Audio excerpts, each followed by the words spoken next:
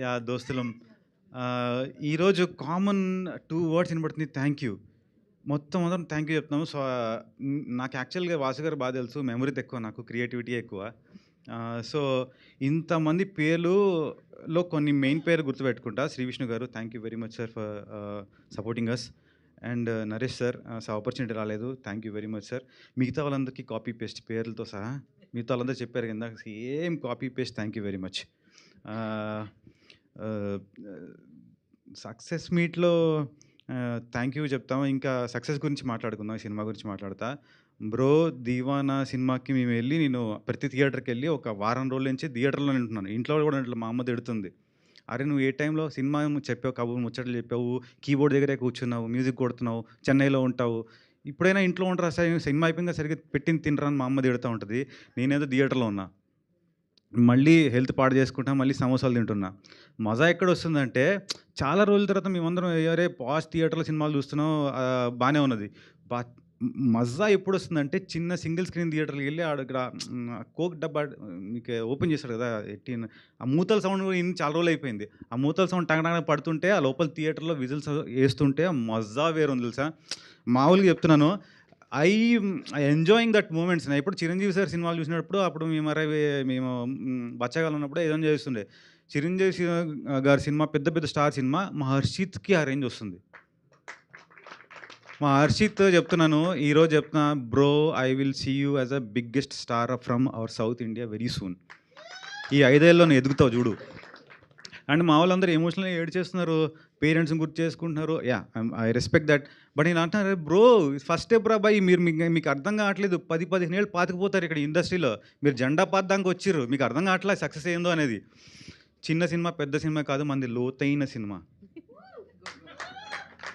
అర్థమైందా? గుండె లోపలికి దిగిపోయింది. మామూలుగా దిగలా. అరే భయ్! ఒక యుద్ధం చేయాలంటే మీకు ట్యాంకర్లు కావాలి. లేకపోతే పెద్ద పెద్ద సైన్యం కావాలి. ఒక కత్తి రూ. 5 ఉంటదిరా భయ్యా! పొడిచి పడేయడానికి. మావాడు మామూలుగా పొడవలే డైరెక్టర్. అది ఒక సినిమా ఉంటది 'అల్లు అర్జున్' పొడిచి పడదొబ్బుతూ ఉంటాడు. పొడిచి పడేసాం అందరిని. ఇంకొకటి స్టార్టింగ్ మేమందరం సినిమాలో ఉన్నప్పుడు ఏం చేసాం స్టార్టింగ్‌లో అయినప్పుడు ఎవరో అందరూ స్నేహితులము. Okay. Okay. Acquaintances very good words. We were using very English చాలా పొలైట్‌గా మాట్లాడుతున్నాం. మెల్లమెల్లగా అందరూ దోస్తులైపోయారు. ఫ్రెండ్స్ అయిపోయారు. టైం ఎక్కువైపోయిందన్నారు కదా! 2 ఏళ్ళు పట్టిందని. అరే 2 ఏళ్ళు మస్తు టైం తెలుసా? కాలేజ్ టైం ఇది 2 ఏల్లో. ప్రాణ స్నేహితులు అయిపోతారు. లైఫ్ లాంగ్ ఫ్రెండ్స్ అయిపోతారు. ఇంటర్మీడియేట్‌లో మీ ఫ్రెండ్స్ అందరూ గుర్తున్నారు కదా! 2 ఇయర్సే కదా మీరు. సో, అట్లాగే అనమాట. వాసు శ్రీదేవి గారు స్టార్టింగ్‌లో పరిచయమయ్యారు sir. Producer okay. Producer then స్లోగా ఆళ్ళు ఫ్రెండ్స్ అయిపోయారు. దాని తర్వాత లాస్ట్‌లో అందరం ఏంది కజిన్స్ అయిపోయినాం. అంటే మా శ్రీదేవి గారు అంటే మా బాబాయ్ గారి అమ్మాయి. వాసు అంటే మా పిన్ని గారి అబ్బాయి. ఆ టైప్‌లో అయిపోయింది. శ్రీకాంత్ అంటే చిన్నప్పటి నుంచి ఫ్రెండ్ కాబట్టి ఆడు ఓకే చల్తా. ఆహ్, ఆడు ఆడి ఫ్రెండే ఆడికి ఫ్యామిలీ ఇవ్వను ఆడికి. సో, మ్యూజిక్‌కి thunderous response. First of all thank you Srikanth for not believing me. ఎందుకంటే ఈడెప్పుడు నన్ను నమ్మలేదు. ఎప్పుడు నా జీవితంలో ఎప్పుడు నా 15 ఏళ్లలో ఎప్పుడు నమ్మలేదు. నువ్వు అరే మ్యూజిక్ నీకేం వచ్చురా? 'హారిస్ జయరాజ్' నా ఫస్ట్ సినిమా 'రెహమాన్‌తో కొడతా' నువ్వేంటి ఓకే రా అబ్బాయి చూసుకుందాం. నువ్వు సినిమా తీ ఫస్ట్ ఆఫ్ ఆల్ అనుకున్నా. నేను ఈడిని నమ్మలే. సో, ఆహ్, ఫస్ట్ సిట్టింగ్ అనేది అవ్వలేదనమాట. మనోడు ఒక సినిమా ప్రొడక్షన్ హౌస్‌లో కూర్చొని నన్ను పిలిచాడు. ఎందుకు పిలిచాడో తెలుసా? మ్యూజిక్ డైరెక్టర్ ఎవరైతే బావుంటదో అని అడ్వైస్ తీసుకోవడానికి పిలిపించాడు నన్ను. నేనప్పుడు చాలా బిజీ ఉన్నాను. నా టైం వేస్ట్ చేయమాకురా భయ్! నేను మ్యూజిక్ జేస్తున్నాను. అప్పుడు మనం గూడా సినిమా చేద్దామనే విజన్ ఉండే గానీ, అరే! ఈడేదో చేస్తున్నాడు. నన్ను ఎట్లాగో తీసుకోడు ఈడు. వచ్చిందనమాట. అప్పుడు నేను అర్జెంట్‌గా ఎలక్షన్స్ నడుస్తున్నాయి. మస్తుగా అన్ని రాజకీయ పార్టీలకి పాటలు చేస్తున్నా. పొద్దున్న బీజేపీకి చేస్తున్నా. మధ్యాహ్నం కాంగ్రెస్ చేస్తున్నా. తర్వాత బీఆర్ఎస్‌కి చేస్తున్నా. ఈ మధ్యలో పిలిసారు. నాకు పైసలొచ్చే పనిరా నువ్వు సినిమాలు తీస్తే నీకే పైసలొస్తాయి రావాలా నాకెట్లా వస్తాయని పిలిచినాను. స్టార్ట్ చేసినాం మ్యూజిక్. ఫస్టే ఒక సాంగ్ చెయ్యి. దాని తర్వాత ఆలోచిస్తా అన్నాడు. సరే ఓకేరా నేను చేసి పంపిస్తా అన్నాడు. రిఫరెన్స్ ఉందా అంటే మంచిగా నీకు స్టోరీ తెలుసుగా మున్న ఎట్లుంటాడు ఆడ వైబ్‌లో నాకు మంచి సాంగ్ సరే అప్పుడు నేను ఏంటంటే ట్యూన్ చేసిన. తానే నాన్న తానే నాన్న తానే నానే తానే నాన్న అంటే మనోడు చెప్పాడు. అంతా ఒకటేలా ఉంది ఏంది అన్నాడు. ఓరిని ఇంకమ్మ అది ట్యూన్ రా తననన ఉండదంటే నువ్వేదైనా పాట రాసి పెడితే గాని నాకు తెలవది అన్నాడు. అంటే మా సినిమా చెప్తున్నాను ప్రతి హర్డిల్‌ని దాటుకొని దాన్ని అవకాశాన్ని అధిగమించిన తీరేంటంటే అప్పుడు నేను 'తెల్లపొరి' పాట రాసినా బ్రో. 'తారానాథ్' తీసి అప్పుడు ఈ సినిమా ఒక కొత్త మ్యూజిక్ డైరెక్టర్‌నే కాదు, నాకు తెలియని ఒక లిరిసిస్ట్‌ని కూడా పరిచయం చేసింది. I wrote 5 songs in this film.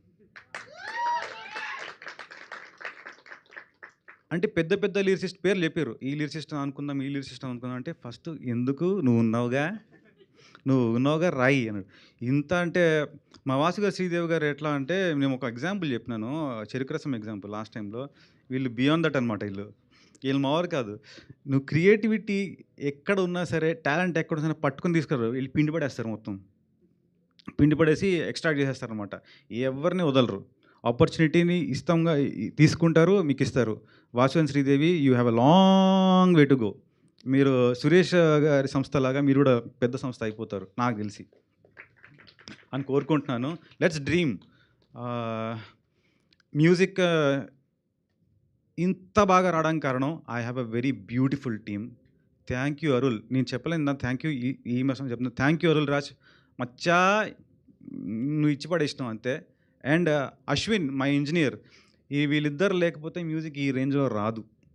And first time కంపోజిషన్స్కి ఇంత అప్లాస్. థియేటర్ ఎక్కడికి వెళ్తున్నా నేను ఫస్ట్ టైం ఎవరైనా మౌన్ చూసి గుర్తుపడరు కదా. హర్షిత్ పక్కన ఉంటాను. హర్షిత్ అయితే అందరు అమ్మాయిలు అయితే మొత్తం అక్కడికి ఒక బౌన్సర్స్ కూడా అవసరం లేదు, అమ్మాయిలే ఉన్నారు ఆడ.